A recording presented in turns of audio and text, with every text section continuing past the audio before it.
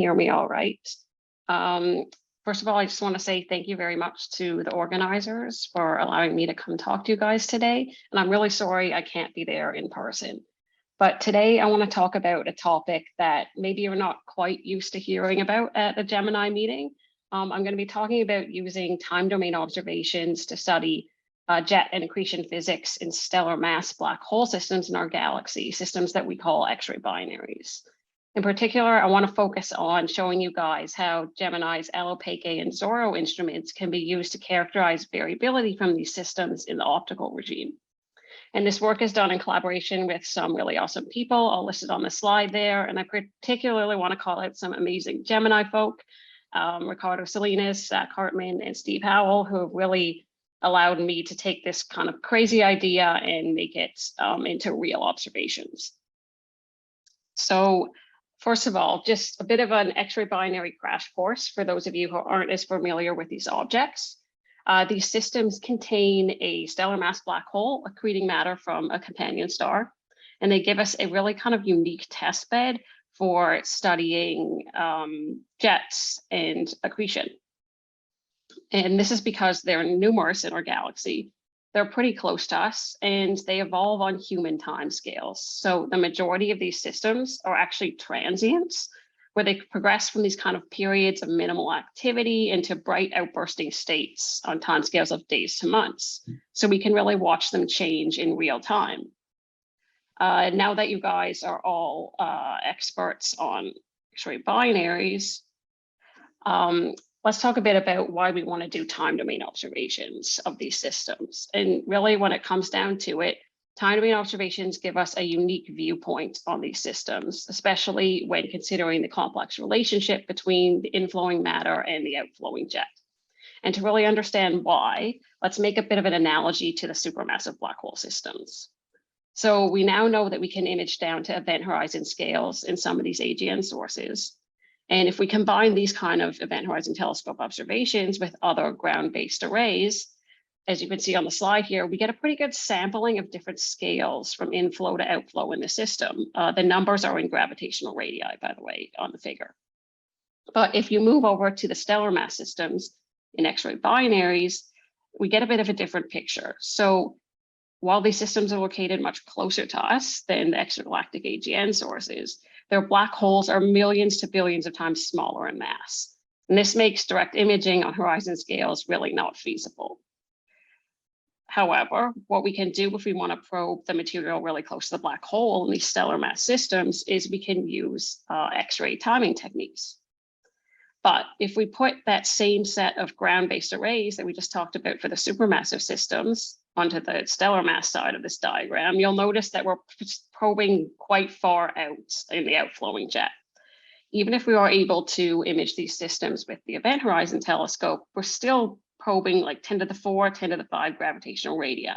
So there's this really kind of big gap here in scales of what we're able to probe. And this is a big problem because we have these kind of fast variations in the accretion flow near the black hole that we're probing with X-ray timing. And if we want to understand how they propagate into the jet and down the jet flow, what happens is these signals get really kind of smoothed out. So by the time they reach these really far out regions that we're probing with these kind of ground-based arrays, it's almost like they've lost their memory of, where they've been and how they've got there. So we really need to kind of fill in these scales. And this is where multi-wavelength kind of timing observations, especially in the optical and infrared, comes in. It starts allowing us to access these smaller scales.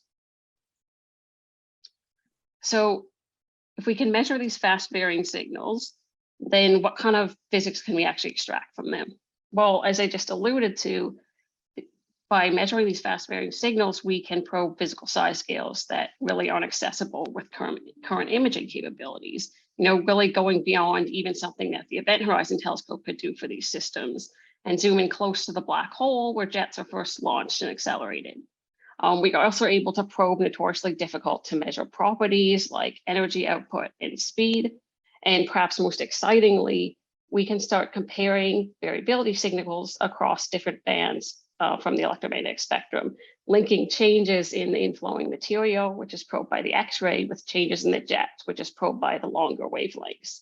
And this can allow us to sort of map out the sequence of events leading to jet launching and particle acceleration like we've never really been able to do before. So today we're going to be focusing on the optical infrared regime. And to kind of give you context into why we need Gemini for this, I want to give you a bit of a brief overview of sort of the current state of the field in terms of measuring these fast varying signals in the OIR and extracting physical information from them. So really, this field kind of got a kickstart in the early 2000s with the introduction of these new fast readout detectors that allowed us to start probing sub-second timescales in the optical and infrared. This was getting us closer and closer to what we are already capable of doing in the X-ray. And the first unambiguous detection of this kind of fast variability from a jet in an X-ray binary actually came from a system known as GX339-4, where significant variability was detected on sub-second timescales in the optical and infrared, and it was found to be highly correlated with the X-ray. And that's actually what you see here on the right side of the slide. This is a cross-correlation function that measures basically time differences between intensity fluctuations in different signals. And here we see about 100 millisecond delay between the X-ray and infrared in this system. And this study was really the first suggestion that variations in the accretion flow probed by the X-ray here could subsequently be driving variations in the jet probed by the infrared in this case, and really was kind of a proof of concept for doing these kind of multi-wavelength timing studies. And we've actually kind of graduated to a bit more complex analysis now. Beyond cross-correlation functions, we can actually start delving into the Fourier domain. So we can do things like power spectra, measuring the amplitude of variability over different time scales, or cross spectra, which allows us to really characterize the causal relationship between two different signals. And it's kind of like a step up from this kind of cross-correlation function that you see here on the left side of the slide, because it allows us to characterize this sort of delay and correlation behavior over many different timescales of variability by essentially decomposing the signals into different timescale components. Now, what's really exciting is we've now seen that we can start modeling these Fourier domain timing metrics, and this with real jet models. And this really opens up the possibility of actually studying detailed physical processes taking place inside the accretion flow and the jet through just the analysis of light curves alone. We can understand how, for example, changing jet properties could imprint on these time domain metrics. On the bottom of the slide here, I give you a bit of a kind of timing metrics cheat sheet, just so you remember what every metric tells us. And today, we're going to be talking about lags, and we're going to be talking about power spectra. And one in particular feature that we can observe in the power spectra, as you see pointed out on the slide here, are these peaked features that we call quasi-periodic oscillations. So keep that in mind for a few slides in a minute.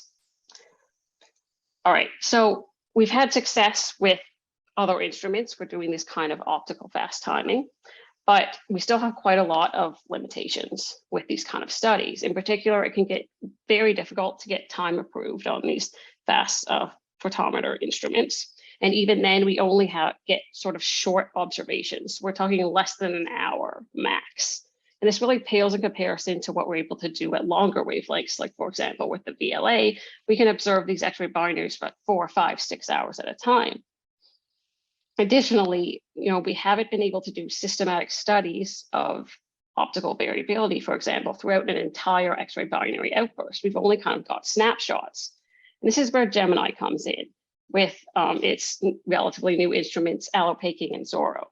Now, fair warning, Alopeke and Zorro aren't designed to do, fast photometry, but they have all these specific characteristics that make them really ideal for these kind of studies.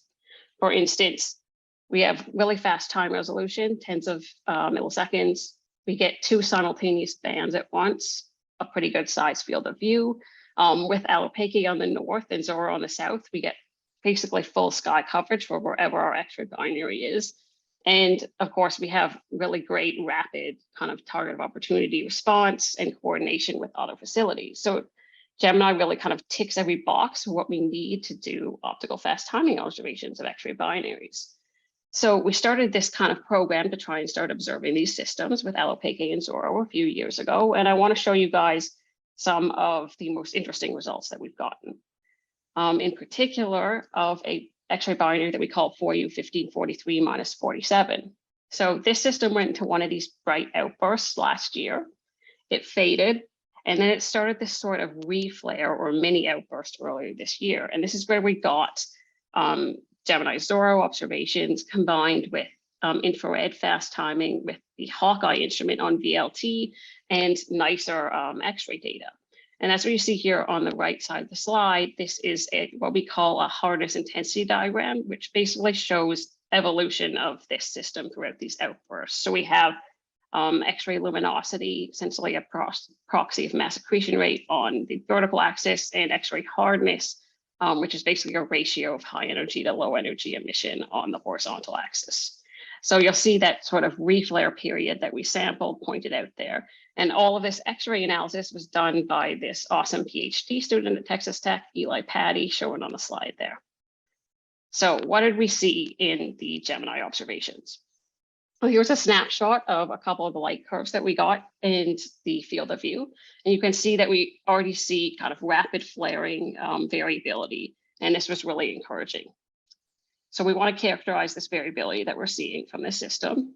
So as we talked about earlier, we delved into the Fourier domain and we create power spectra. This is what you see is power spectra from the blue filter in the main panel here, where the different colors are different days of observations and simultaneous X-ray in the insets. And you'll notice that we see this lovely peaked quasi-periodic oscillation feature in the optical. Interestingly, it appears to evolve with time. We also see a similar feature in the infrared, also evolving with time, but a factor of 2 lower in frequency. And we see absolutely nothing there in the X-ray. So let's take a closer look at this quasi-periodic oscillation. So here we have the frequency of this feature versus time. And we kind of have 2 scenarios to try and reconcile what we're seeing in both the optical and infrared. So either what we're seeing is 2 different harmonics of the same quasi-periodic process, and they're both evolving somewhat linearly with time, or we're seeing the full evolution in time of this quasi-periodic oscillation feature. Now, if it's case B here, we might expect the frequency of this feature to correlate with other time-varying quantities, like, for example, the X-ray flux. And we did see this, quite a clear correlation here. So this might lend to option B. So this is just one of the timing metrics that I told you we were going to be talking about. We can also try and understand what the relationship between all of our different time-varying signals are using cross-correlation functions. And with this metric, we found that both of our optical bands were highly correlated. The X-ray and the infrared was also highly correlated. That's what you see here on the slide. This is one of these cross-correlation functions, again, showing that familiar 100 millisecond lag that we saw in those other sources a few slides ago. But weirdly, the X-ray and the optical seem to not have any kind of clear correlation at all. And this really puzzled us for a while.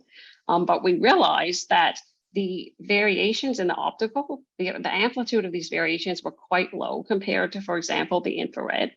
So we think that the correlation is just getting lost in the noise at this point. All right, so how do we put this all together and kind of create a physical picture for what we're seeing in these time-varying signals? Well, we think, at least our working theory, is that the optical infrared emission is coming from the jet.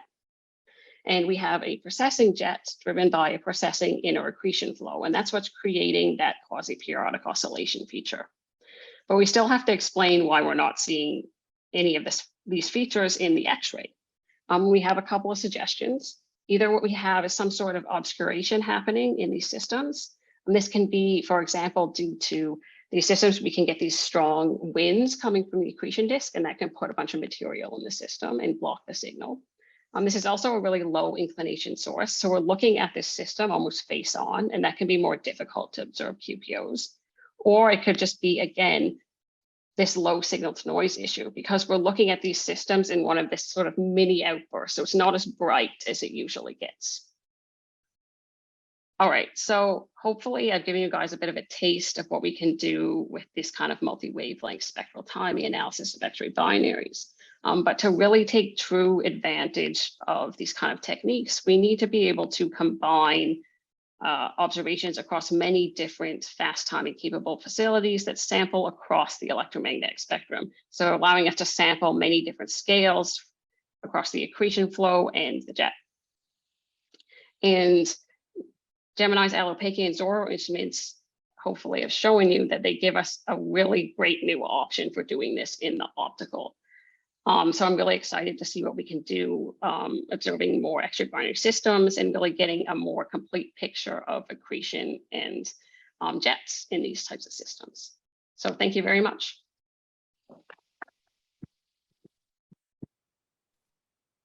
Thank you, Alex. So is there any questions from the audience?